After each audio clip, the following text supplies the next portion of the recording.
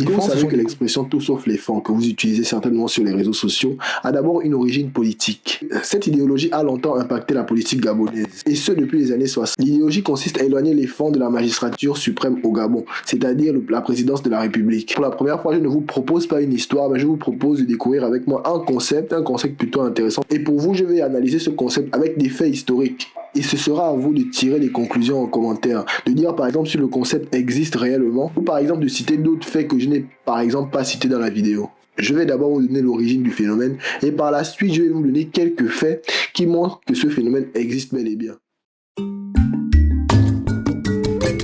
Ce sont des groupes bantous qui sont majoritaires en Guinée équatoriale, au Cameroun et au Gabon. En Guinée équatoriale et au Cameroun, les deux présidents sont Fon. La particularité avec les Fon au Gabon, c'est que ce sont les derniers, quasiment les derniers, à être arrivés sur l'actuel Gabon. Sauf qu'ils vont arriver en masse et le premier président du Gabon en 1961, Léon Mba, il sera même de l'ethnie Fon. Jusqu'à ce moment-là, je pense que l'ethnie n'a dérangé personne. Et je pense qu'il y a un événement qui va vraiment faire basculer les choses, c'est le coup d'État de 1964. Nous sommes donc le 18 février 1964 et une centaine de militaires décident de renverser Léon Mba.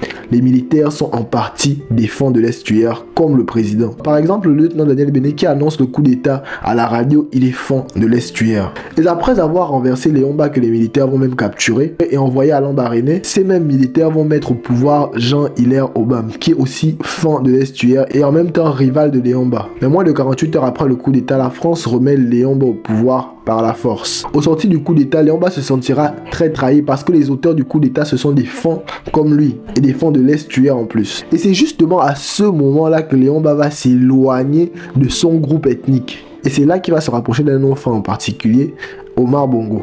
Le rapprochement surprend un peu tout le monde parce que Omar Bongo à l'époque il n'a que 29 ans. Et 3 ans plus tard en 1967, quelques temps avant sa mort, Léon Mba va faire d'Omar Bongo son successeur. Et en 1967, à la mort de Léon Mba, c'est Omar Bongo qui va le remplacer à la grande surprise de tous les ténors de la politique gabonaise qu'il y avait à l'époque. Omar Bongo va donc prendre le pouvoir alors qu'il est très très jeune et il y a quelque chose de particulier qui va particulièrement attirer mon attention. Cette chose, c'est que tous les premiers ministres de 1967 à 2009, ce sont tous des fonds de l'estuaire. Léon Mebiam de 1967 à 1990, Casimir Oyemba de 1990 à 1994, Paulin Obam en 1999, Jean-François Toutou-Meman de 1999 à 2006, Jean Eyege Ndong de 2006 à 2009. C'est comme si le poste de premier ministre avait signé un partenariat avec les fonds de l'estuaire. J'ai même l'impression que c'est comme si c'était une compensation qu'on a fait à ce groupe ethnique pour ne pas qu'il pense à autre chose, pour ne pas qu'il pense par exemple à la présidence. Et même après 2009, ça va continuer. Et vous vous imaginez que le premier ministre non fond,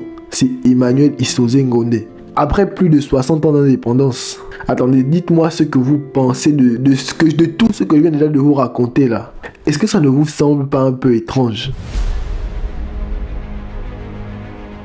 Difficile de donner une véritable origine au TSF, tout sauf les fonds, parce qu'il y a d'abord le fait que ce soit les derniers arrivés au Gabon, il y a le fait qu'aujourd'hui ce soit les plus nombreux, il y a le fait que voilà, Léon Mba a été victime d'un coup d'état par ce même groupe de son ethnie. Et après il y a aussi un autre point que j'aimerais bien évoquer, que je pense aussi peut-être qui joue, c'est la mentalité des fonds que tout le monde n'apprécie pas au Gabon par exemple. Bon, maintenant je vais vous montrer quelques faits ou bien quelques apparitions du TSF dans la politique gabonaise. En 1993, lors des élections présidentielles, il y a un fonds qui va faire une campagne exceptionnelle.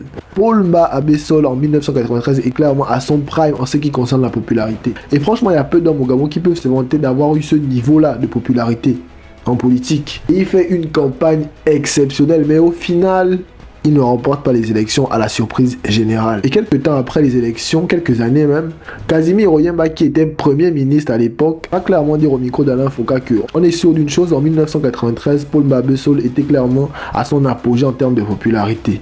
Mais s'il n'a pas gagné les élections, c'est parce qu'il y avait un concept qui était tellement fort à cette époque-là, c'était le TSF. Les Gabonais ont décidé à ce moment-là qu'ils ne pouvaient pas franchir cette barrière-là, que tout sauf ça. Il dit, il y avait certains qui voulaient le changement, mais tellement ils ne voulaient pas voir un fonds à la présidence de la République qui se sont dit non, on ne va pas quand même franchir la limite du raisonnable. Tant que je serai là, il n'y en aura pas. Et malgré tout ce qui va sur les élections présidentielles, Omar Bongo sera réinstallé à la présidence de la République. Là, pour le coup, on a réellement une personnalité politique qui affirme que l'idéologie tout sauf les fonds a impacté une élection présidentielle.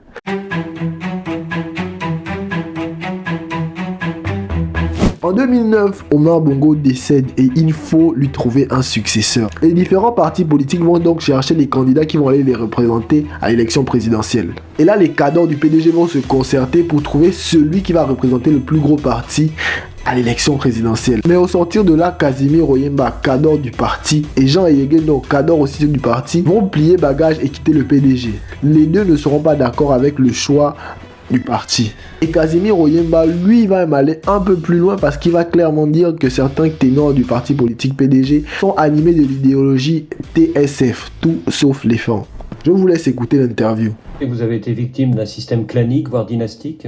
Tout à fait. Je pense que mes anciens camarades, les 3 ou 4 ou 5 hiérarques du parti qui le contrôlent, sont animés de la fameuse idéologie du TSF, tout sauf les femmes. Je pense que c'est ce qui explique en partie le fait que ma candidature ne trouvait pas grâce à leurs yeux. Il paraît que les femmes font peur. Vous êtes à peu près 40% de la population gabonaise, c'est ça? C'est cela. Par ailleurs, je crois surtout qu'en fait, les gens voulaient préserver leurs prébendes et leurs avantages personnels et les garantir pour l'avenir. Je crois que c'est surtout ça qui a dû jouer. Et pendant la campagne, il y aura aussi beaucoup de gens qui vont utiliser le TSF, tout sauf les fonds, contre André Mahobam. André Mahobam sera l'un des favoris à l'élection présidentielle. Mais là, certaines personnes vont clairement montrer que non, là, on n'en veut pas. Là, c'est pas quelqu'un qui le dit, mais l'idéologie tout sauf les fonds va clairement se manifester contre lui. Dans un livre que Paul Barbesol a écrit, il souligne clairement qu'il y a eu une haine envers André Mahobam à cause de son ethnie. Et 2016, on ne va pas en parler. Avec tout ce que je vous ai raconté, est-ce que vous pensez réellement que l'idéologie tout sauf les fonds est réelle? Avec tout ça, je me demande jusqu'où ça peut aller parce que je vous ai déjà fait une vidéo sur le génocide au Rwanda. Ça commence avec les petits trucs comme ça. Ça finit avec des gens qui se découpent à la machette. C'est des sujets sensibles, mais il faut que les Gabonais comprennent que le Gabon appartient aux Gabonais. Ça n'appartient pas à une ethnie, ça n'appartient pas à un groupe. Mais vous pensez que cette idéologie peut aller jusqu'où? Et j'ai aussi envie de vous demander, est-ce que vous pensez que l'idéologie TSF, tout sauf les fonds, existe réellement au Gabon? Et si oui, pourquoi? Et surtout, jusqu'où ça peut aller? Les amis, c'est déjà la fin de cette petite vidéo. N'oubliez pas de vous abonner, de liker, de partager la vidéo à un proche si ça vous a plu. Et dites-moi en commentaire si ce type de vidéo vous plaît aussi. Et surtout, comme disait le président Léomba, Gabon d'abord. Prenez soin de vous. Au revoir.